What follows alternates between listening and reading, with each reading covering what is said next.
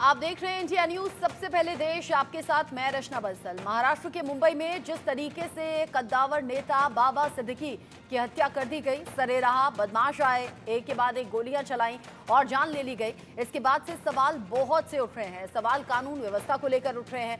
सवाल Lawrence Bishnoi gang का जो पोस्ट है वो वायरल है और लॉरेंस बिश्नोई गैंग का हाथ अगर इसके पीछे वाकई है तो लोग पूछ रहे हैं क्या इतनी ताकत जेल में बैठे हुए एक इंसान की हो गई कि एक के बाद एक इस तरह की घटनाओं को अंजाम दे।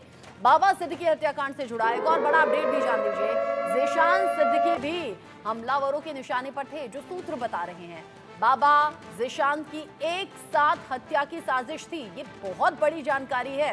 सूत्र बता रहे हैं कि जो पहले मिले उसी पर हमले का आदेश था, यानी कि न सिर्फ बाबा सिद्दीकी बल्कि ज़ीशान सिद्दीकी भी हमलावरों के निशाने पर थे और आदेश इस तरह का था कि जो पहले मिले उस पर हमला कर देना है। और ऐसे में बाबा सिद्दीकी पहले मिले, उन पर एक के बाद एक कई राउंड फायर किया गया। 3 गोलियां उनके शरीर में लगी, 2 सीने में लगी, जिसके बाद जान चली गई।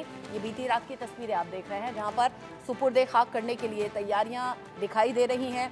और बाबा सिद्दीकी के बेटे की बुरी हालत भी हमने देखी, जैसे एकदम बदहवासी में रोते हुए, बिलखते हुए, चूंकि अपने पिता से बहुत ज़्यादा अटैच उनके बेटे रहे। ऐसे में नम आंखों के साथ में सभी विदा करते हुए नजर आए, लेकिन सबसे ज़्यादा ऐसा लगा कि दुखों का पहाड़ टूट गया है उनके बेटे पर।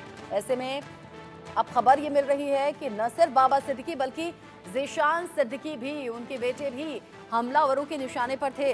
और आदेश जो था, यानी कि जो सुपारी देने वाला शख्स था, जिसके कहने पर, जिसके ऑर्डर पर ये पूरा मर्डर हुआ, उसने कहा था कि जो पहले मिले उस पर हमला करने का निर्देश था। और पहले बाबा सिद्दीकी मिले, उन पर कई राउंड फायर किया गया, 6 गोलियां चली, जिसमें से 3 उनके शरीर में लगी। इन सब के बीच ही